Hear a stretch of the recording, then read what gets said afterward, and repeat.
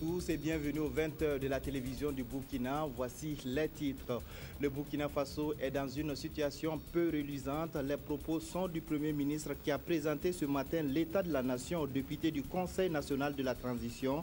Dans ce journal, les grands points du discours, les enjeux de l'exercice et les réactions des députés et des politiques. Comment mettre fin à l'immigration massive des jeunes africains vers l'Europe? Le président du Faso propose l'encadrement, l'éducation et l'emploi pour mettre fin au fléau. Proposition faite lors d'un panel au Forum économique de Crans-Montana à Bruxelles. Et puis la France. Le Premier ministre a prononcé ce matin son discours sur l'état de la nation, des questions de gouvernance à l'économie, en passant par la santé, l'éducation et la justice. Le chef du gouvernement a fait le bilan de l'action gouvernementale. Selon Yacouba Isaac Zida, la situation du Burkina Faso est peu reluisante avec un produit intérieur brut qui se chiffre à 4%. La substance du discours du Premier ministre avec Jacques Lamissa Tarbaga. La situation de la nation n'est pas reluisante, a reconnu le Premier ministre Yacouba Isaac Zida. En effet, sur le plan économique, le Burkina Faso enregistre une croissance de son produit intérieur brut de 4% contre une prévision de 5,5%. Partant de 2014 à la période écoulée de la transition, le gouvernement a mené tout de même des actions.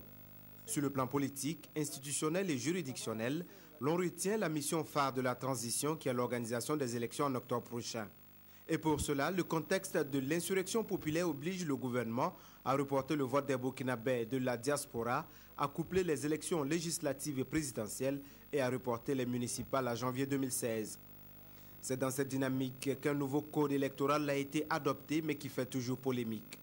Parlant de l'organisation des élections, Yacouba Isaac Zida rappelle que le coût global de ces élections s'élève à près de 69 milliards de francs CFA. Pour assurer une bonne gouvernance, le gouvernement s'engage à prendre des mesures fermes pour la mise en œuvre des recommandations de l'autorité supérieure de contrôle d'État. La réforme de la justice avec le pacte du renouveau est un point à mettre à l'actif du gouvernement de transition, avec en prime l'ouverture de grands dossiers tels que celui de Thomas Sankara, Norbert Zongo, Boukari Dabo, Flavien Nebié, Salifou Nebié et les découvertes macabres chez François Compaoré, le frère cadet du président Blaise Compaoré. Sur le plan de la gouvernance administrative et locale, des réalisations significatives selon le chef du gouvernement sont à relever. Il y a notamment l'augmentation des agents à recruter en 2015 qui passe de 15 000 à 20 000. Pour les travailleurs, le gouvernement prévoit la relecture du régime juridique des agents de la fonction publique, en plus des innovations technologiques pour la gestion des carrières. De nombreux transferts de fonds ont aussi été effectués au profit des collectivités territoriales et la décision importante à mettre toujours à l'actif de cette transition, la dissolution des conseils municipaux et régionaux. L'économie nationale, elle, a subi l'impact des tensions géopolitiques au plan international, dit le Premier ministre. L'exercice budgétaire est en déficit en fin 2014. Cela s'explique par la baisse des recettes et des dons. Et comme mesure, plusieurs audits sont en cours pour assainir la gestion. Et c'est connu, pour 2015, le gouvernement a opté pour un budget d'austérité avec comme action principale la réduction du train de vie de l'État. Le secteur minier a lui également connu un recul. Les autorisations et titres miniers ont rapporté au Trésor près de 170 milliards de francs CFA en 2014. C'est un peu moins que l'année précédente. Une contre-performance qui s'explique par la baisse du cours de l'or et parfois la difficile cohabitation entre les sociétés minières et les populations. Le chef du gouvernement rassure sur sa volonté de mener des concertations pour aplanir les différends. Les délestages cette année posent avec acuité le problème de l'énergie. Pour Yacouba Isaac Zida, la centrale de Komsilga, les interconnexions avec le Nigeria et le Ghana, ainsi que la centrale photovoltaïque de Zaktouli résoudront certainement le problème. De nombreux investissements sont également faits dans l'éducation, la santé, l'agriculture et spécifiquement pour les jeunes et les femmes. Ce qui peut être considéré comme la marque déposée du gouvernement de transition, le programme socio-économique d'urgence de la transition. Ce programme vient combler les insuffisances dans les secteurs socio-économiques.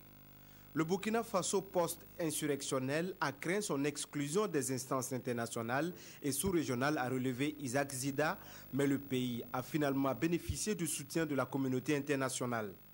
Le Burkina Faso a participé à de nombreuses rencontres à travers l'Afrique et le monde. La renommée du pays des hommes intègres est restée intacte, relève le Premier ministre. Et du reste, des ambassades résidentes sont prévues, entre autres au Gabon, au Kenya, au Vatican et au Qatar.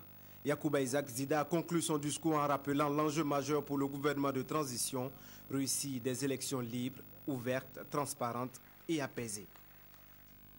Ce premier discours sur l'état de la nation sous la transition a été suivi avec beaucoup d'intérêt dans les quartiers généraux des partis et formations politiques.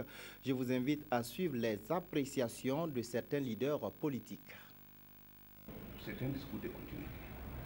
C'est pour ce qui concerne la gouvernance politique, institutionnelle et juridictionnelle et la gouvernance administrative et locale. C'est à ce niveau dont on a senti qu'il y a une rupture. Tellement qu'il y a certaines questions très délicates par rapport auxquelles le Premier ministre était attendu et il les a abordées avec des éléments vraiment de clarification que nous saluons.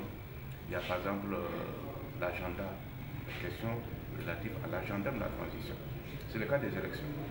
Il a confirmé donc pas que les élections, comme tout le monde l'attendait, les élections auront bel et bien lieu le 11 octobre. Le budget a été adopté avec un déficit d'environ 300 milliards. Quels sont les niveaux actuellement de recettes après 6 mois? Que ce soit au niveau de l'État ou au niveau des bailleurs de fonds? Qu'est-ce qui a pu être engrangé? Moi, je pense qu'il faut que nos discours changent dans l'avenir. Et qu'ils souhaitent qu'il y ait des élections qui impliquent l'ensemble des acteurs de la classe politique, que l'intérêt supérieur de la nation prime sur tout. Bon, j'ai retenu ça comme un aspect positif parce que je pense que nous devons construire le Burkina ensemble. Il a fait le bilan de son gouvernement en partant du contexte international, sous-régional et national difficile et il a présenté son bilan. Donc, comme nous sommes partie prenante de cette transition, nous apprécions à sa juste valeur le bilan qui était fait. Nous pensons qu'il y a beaucoup de points qui sont restés en marche. Si on veut parler de la paix, de la stabilité et de la cohésion des Burkinabés. Nous pensons que la situation de l'inclusion n'a pas été vraiment approfondie, n'a pas été abordée, n'en parlons pas d'être approfondie.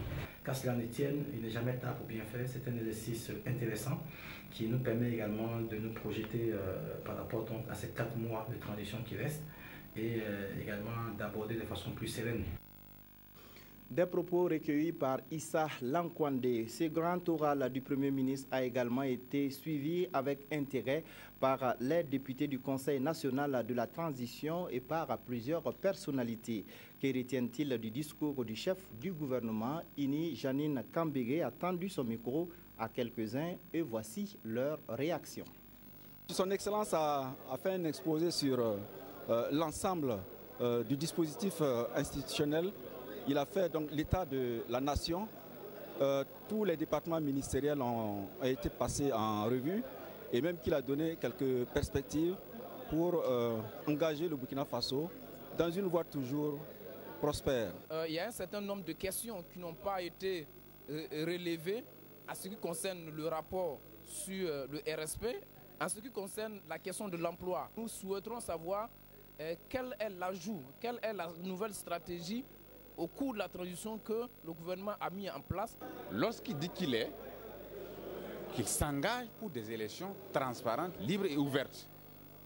C'est pourquoi nous l'avons interpellé sur son sentiment au cas où effectivement la loi électorale qui est querellée aujourd'hui dans la classe politique là, venait à être incriminée par la Cour de justice de la CEDEAO.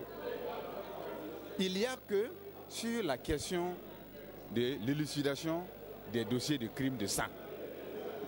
Ce qui se passe actuellement, on est en train de remonter le cours de l'histoire et on s'arrête à une certaine époque.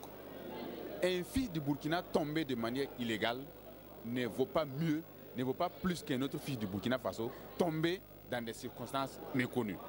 Nous avons souhaité que ce discours fasse le point de la gestion catastrophique du régime Compaoré qui a amené à une situation telle que l'insurrection populaire a pu éclater.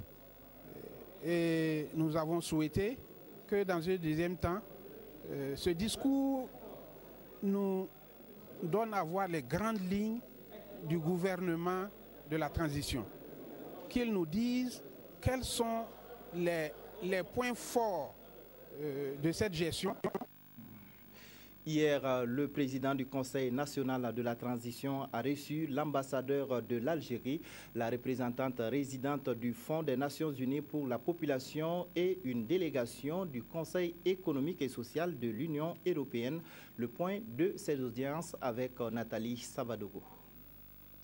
L'ambassadeur de la République algérienne démocratique et populaire a été la première personnalité à avoir été reçue en audience ce jeudi par le président du CNT, le Conseil national de la transition. Ça nous a permis d'aborder les questions de la coopération bilatérale entre l'Algérie et le Burkina Faso. Ça m'a permis également de discuter avec monsieur le président du Conseil national de transition de l'évolution de la situation au Burkina Faso, et ça m'a beaucoup aidé à comprendre. Puis c'était au tour de la représentante résidente de l'UNFPA, le Fonds des Nations Unies pour la population, d'évoquer des questions essentielles qui visent l'amélioration des conditions de vie des populations.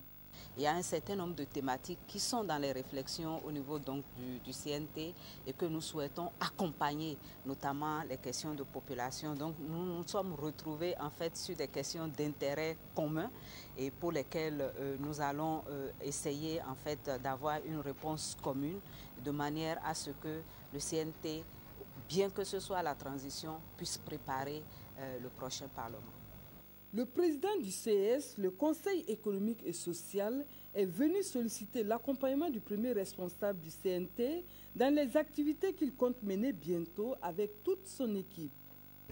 Nous allons commencer une session et c'était normal que ceux qui ont aussi travaillé dans les mêmes sens, nous puissions les consulter et échanger pour avoir des informations supplémentaires que nous pourrons intégrer dans notre réflexion.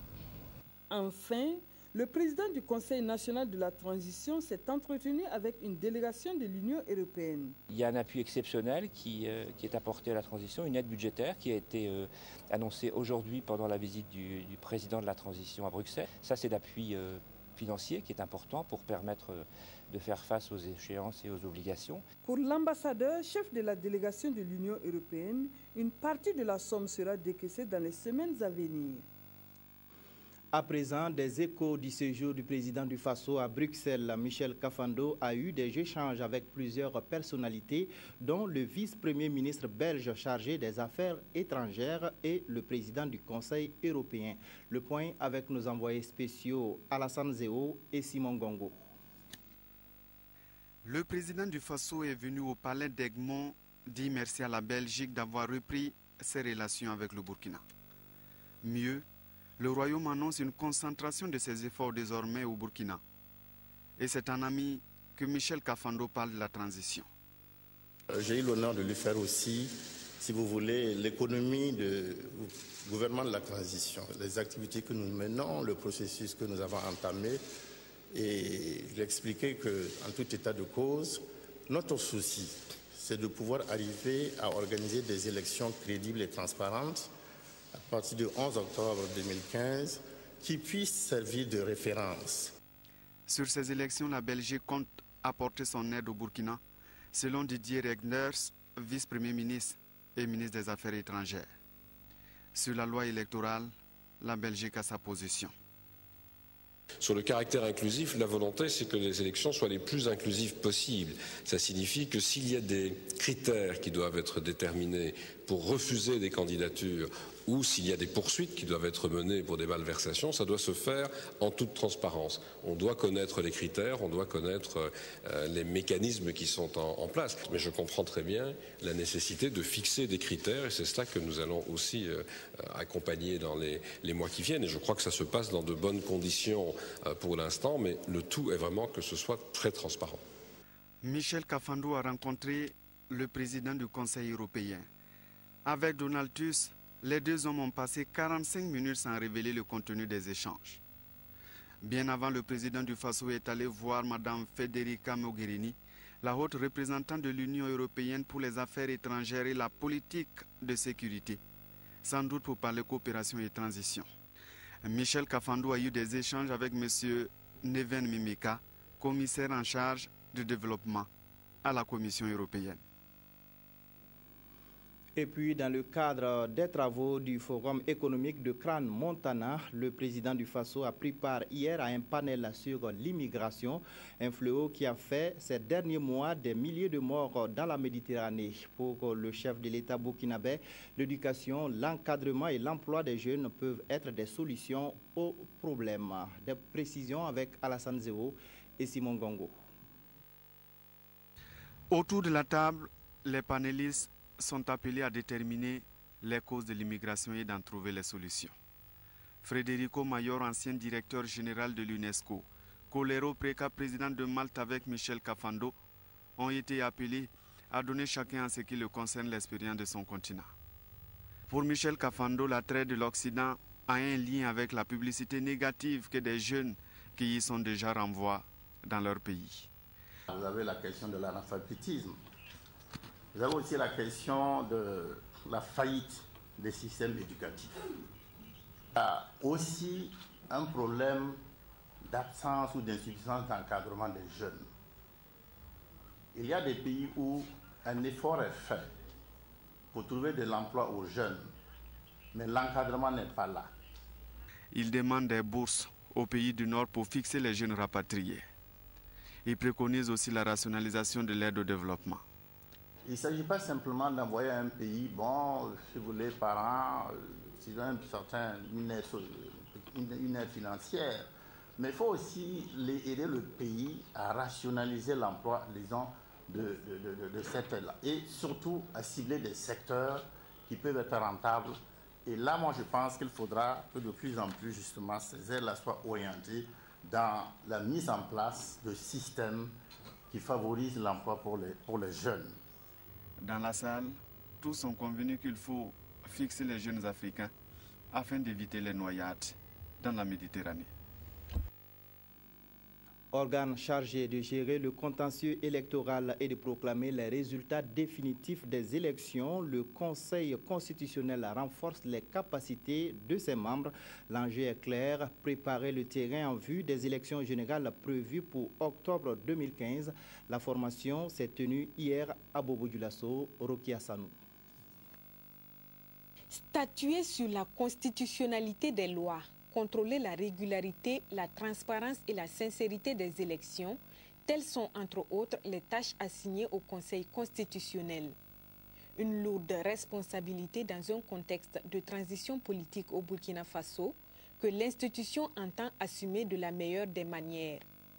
Pour y arriver, rien de mieux qu'un renforcement des capacités de ses membres. Nous avons mis le choix sur la qualité des communicateurs, des formateurs qui seront là, notamment d'éminents professeurs au niveau national et des collègues d'un pays voisin, le Niger, qui ont vécu la même expérience que nous et qui vont nous entretenir de la manière dont eux, également au niveau de leur cours constitutionnel, ils ont eu à gérer cette période-là. Le juge constitutionnel et le processus électoral en période de transition, c'est la thématique qui oriente cette formation. Une activité rendue possible grâce à l'appui financier de l'ONG allemande Anne Zaidel. Le Conseil constitutionnel est un acteur clé pour la réussite de cette transition. Ces décisions ont une portée immense pour la transition. Nous espérons que les échanges permettront à tous les membres du Conseil constitutionnel d'enrichir leurs réflexions et du coup de les aider dans leur travail au cours de la transition et même au-delà pour instituer le Conseil constitutionnel comme un pilier de l'état de droit au Burkina Faso. Cette formation est la première d'une série dont l'ambition est de mieux outiller ceux qui sont chargés de veiller à la crédibilité des élections et d'en valider les résultats, a laissé entendre le président du Conseil constitutionnel. Et c'est pour des élections libres, transparentes et crédibles qu'a été mis en place le programme d'appui au processus électoral. Initié par l'ONG Diaconia avec l'appui de plusieurs partenaires techniques et financiers, le PAP sera mis en œuvre par une trentaine d'organisations de la société civile et des structures étatiques. Le lancement du programme avec Marguerite Douagneau. La RTB, la SCE, le CNT, le ministère de l'Administration territoriale, de la décentralisation et de la sécurité, entre autres pour les structures étatiques, Le WANEP, le GERDES, le RAJ, pour ne citer que celle-là pour les OSC, reçoivent des partenaires techniques et financiers des chèques dans le cadre du lancement du programme d'appui au processus électoral au Burkina Faso. L'État ne peut pas tout faire. L'État s'inscrit dans une dynamique d'ouverture pour faire en sorte que toutes les initiatives et toutes les opportunités soient mises en synergie pour faire en sorte que ces élections-là soient réussies. 5 partenaires techniques et financiers appuient l'ONG Diaconia dans la mise en œuvre du PAP. Des partenaires conscients que les élections à venir constituent un enjeu majeur pour le Burkina Faso, en ce sens qu'elles permettront de renouer avec un processus démocratique pleinement assumé.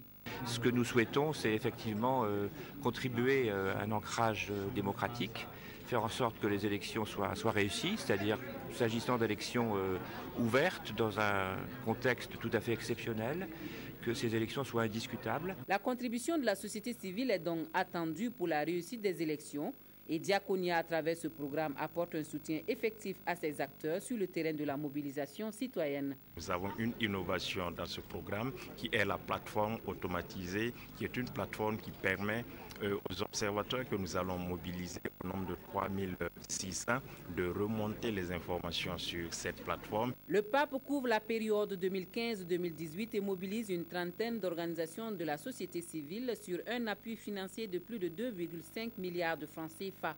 Le programme prévoit dans son volet après élection une assistance aux nouvelles autorités élues à travers des formations sur la gouvernance. Un nouveau venu dans l'arène politique burkinabé. Les responsables de la coalition pour la République, parti progressiste, ont présenté à la presse le nouveau parti et ses ambitions. Estelle Judith Assokba. La coalition pour la République, parti progressiste, en abrégé CORP, est le nouveau-né des partis politiques au Burkina Faso. C'est un parti politique d'inspiration social-démocrate et selon ses responsables, elle a été créée dans le souci d'apporter plus d'idées constructives, d'équilibre, de paix et de justice sociale entre les acteurs de la vie civile et politique. Notre contribution à l'essor politique du pays va résider dans la restitution de la vérité du langage politique. La coalition pour la République, parti progressiste, fait son entrée sur la scène politique à 4 mois de la tenue du scrutin du 11 octobre prochain. Elle envisage participer aux prochaines élections. Le progrès social pour tous est la dénomination de son projet de société. Un projet de société basé sur 4 axes, la bonne gouvernance et l'état de droit, la justice et la société civile. C'est également un parti de masse qui, en réalité, prend en compte le volet gestion collective. C'est-à-dire que les populations à la base vont participer à la construction nationale à travers certains élus. Les membres de cette coalition ont marqué leur adhésion à la nouvelle loi sur le code électoral.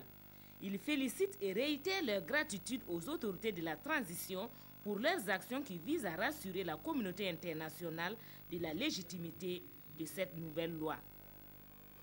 Le Premier ministre Yacouba Isaac Zida, ministre de la Défense nationale et des anciens combattants, était en tournée mercredi et jeudi à Tenkodogo et à Fada Ngouma.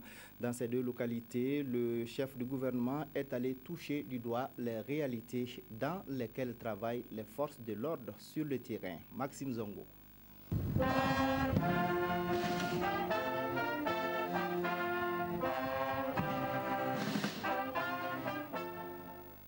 Honneur militaire, exécution de l'hymne national, revue de la troupe, voilà l'ambiance de l'accueil au 31e RIC, le régiment d'infanterie commando à Tenkotogo. Première étape de cette sortie sur le terrain. Visite des locaux, du matériel, rencontre avec les cadres, puis échange avec les troupes militaires et les gendarmes, un contact direct qui aura duré toute la journée. Nous avons pu toucher du doigt les réalités. Nous avons pu voir dans quelles conditions ils accomplissent la mission qui est la leur. Et nous leur avons adressé un message de félicitations et un message d'encouragement. Après Tenkodogo, le cap a été mis sur Fada où est basé le 34e RIA, le régiment interarmes. Tout comme à Tinkotogo, Yacouba Isaac Zida, accompagné de la haute hiérarchie militaire, s'est entretenu tour à tour avec le personnel afin de s'imprégner de leurs conditions de vie et de travail. Il s'agit des questions logistiques, des questions essentiellement d'organisation, mais nous pensons que nous allons pouvoir apporter des solutions à ces problèmes-là. Région réputée pour la persistance de l'insécurité, la préoccupation a fait l'objet de recherche de solutions appropriées. Le Premier ministre a lui-même été témoin, en tout cas, de ce compte rendu de la part des personnels servant au quotidien.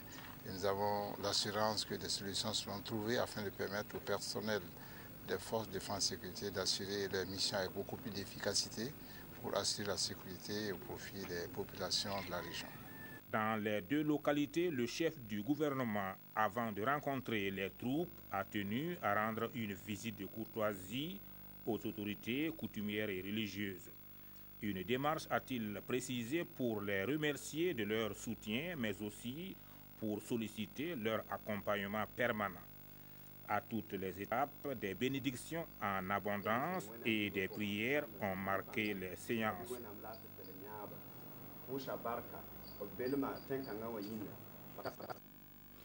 Malgré les diverses actions menées par l'État et les ONG, le travail des enfants reste une réalité au Burkina Faso. Le Sud-Ouest est l'une des régions les plus touchées par le phénomène. Selon une étude de l'Institut national des statistiques et de la démographie réalisée en 2006, plus de 64% des enfants de cette région sont économiquement actifs. Draman Dadia. Des enfants économiquement actifs, on en trouve dans bien de domaines d'activité, dans les sites d'or, sur la place du marché de nos villes et campagnes. Le travail des enfants demeure en effet une préoccupation. Le Sud-Ouest, en termes de pourcentage, a un taux d'environ 64,1% d'enfants économiquement actifs. Et c'est le taux le plus élevé par rapport à l'ensemble des régions. Des enfants travailleurs, ici l'on fait fi de la réglementation en matière du travail, par méconnaissance peut-être, et l'initiative de faire quelque chose de ces 10 doigts vient parfois des tout petits. Alors le petit qui est là, lui, c'est un enfant qui est venu chez les gens comme ça, qui veut travailler. Il n'est pas allé à l'école, il n'a jamais fait école. Il est venu chez moi comme ça, qui veut travailler. Il est venu chez moi, mais dort chez moi. Outre les travaux ménagers, ces fillettes croupissent régulièrement sous le poids de leurs fagots de bois et autres charges, particulièrement les jours de marché. Parmi ces filles, il y a des élèves. Certaines ont abandonné l'école pour s'adonner à ces travaux dû à la pauvreté des parents. Mais vous voyez, les lourdes charges jouent sur leur croissance physique. Je suis en classe de CP1. Je vais vendre ce charbon au marché à 700 francs. Ce qui permettra de subvenir à certains besoins de la famille. Faire travailler l'enfant entre également dans le cadre de son initiation, au dire de certains géniteurs, un fait de société au Sud-Ouest que le département en charge du travail tente d'y faire face à travers des activités de sensibilisation. Mais des difficultés, il en existe. Comment est-ce qu'on va sensibiliser des gens qui n'acceptent pas venir à vos rencontres de sensibilisation? C'est toute la question. Or, si nous restons dans cette gamme de sensibilisation, ce n'est pas qu'on ne va pas atteindre des résultats, mais ce ne sont pas celles que nous escomptons. Il faudrait donc l'implication de tous pour réduire l'indice de travail des enfants. C'est demain que l'on connaîtra le nouveau visage des étalons en route pour Gabon 2017. En prélude au match contre les îles Comores, les étalons ont livré leur dernière séance d'entraînement ce jeudi. Lassina Savadogo. Concentration et sérénité sont les maîtres mots chez les étalons à 48 heures de leur première sortie au stade du 4 août après le fiasco de la CAN 2015. Il faudra répartir du bon pied et surtout faire taire les critiques après les derniers résultats enregistrés lors du stage en France. On va essayer d'amener tout le monde avec nous n'y a pas que les joueurs, il y a les journalistes, il y a la fédération, il y a le ministère aussi. Donc c'est dans ce contexte aussi qu'on va se mettre aussi pour pouvoir amener ce public à nous. On n'a pas oublié parce qu'on sait que nos supporters sont déjà fâchés, ils sont déçus. Et voilà, c'est à nous maintenant de les mettre en confiance. Une seule condition pour faire oublier et repenser les plaies. Prendre les 3 points. Pour cela, il faut gommer les erreurs constatées lors du stage avec ces 4 buts encaissés. La préparation, c'est là pour se préparer, comme j'ai dit, et voilà, pour ne pas faire des erreurs comme ça les jours, des jours J comme le grand match qu'on a contre le Comore. Après, je pense que c'est une erreur que je peux gommer très facilement, donc c'est ce que je vais essayer de faire le plus rapidement possible. La reconquête et la confiance du public passent nécessairement par une victoire, certes, mais au mieux par une bonne symphonie dans le jeu. Donc je pense pour moi, voilà, ça va être bon pour demain. On va essayer de mettre tout ce qu'on a pu produire en application demain pour pouvoir l'emporter contre les îles Comores. À nous de ne pas encaisser ce but-là qui va nous mettre dans une situation difficile pour pouvoir emporter ce match. Je pense qu'on a un bon groupe. Voilà, on a un bon groupe. Donc moi, je pense que ça veut dire qu'il faut essayer de jouer match par match. Les îles Comores sont à prendre au sérieux. Et après une semaine de travail intense, Guénotro est dans une phase de récupération. Avec son entraînement léger jeudi, devant un public fidèle qui vient et attend son équipe de pied ferme pour amorcer son opération Gabon 2017. Quels sont les sujets qui ont inspiré les journaux de ce vendredi? La réponse avec Evelyne Dabiri. À la suite d'un communiqué de presse du parti Le Faso Autrement, vos quotidiens reviennent sur les propos tenus par Ablasse Ouedraogo, président de ce parti, publiés dans le journal Jeune Afrique. Des propos jugés par notre temps comme ethnicistes, xénophobes, d'un autre âge et qui tombent sous le coup des articles 1 et 13 de la Constitution et de l'article 4 de la Charte des partis politiques. Ce dernier article, informe notre temps, stipule que les partis politiques doivent, dans leurs programmes et dans leurs activités, proscrire l'intolérance, le régionalisme, l'ethnocentrisme, le fanatisme, le racisme, la xénophobie, l'incitation et le recours à la violence sous toutes ses formes. Et par rapport à ce fait, notre temps publie le mea culpa de Ablasse Ouedraogo, contenu dans le communiqué de presse publié par son parti, qui voudrait, avec humilité et responsabilité, présenter ses excuses à tous les Burkinabés qui ont été choqués par ses propos. Et après la bourde d'Ablasse Ouedraogo, écrit l'Express du Faso, c'est Yamba Malik Savadogo, président de la Fédération du Centre du Mouvement du Peuple pour le Progrès, MPP, de s'illustrer lui aussi négativement par une déclaration aussi dangereuse jamais égalée.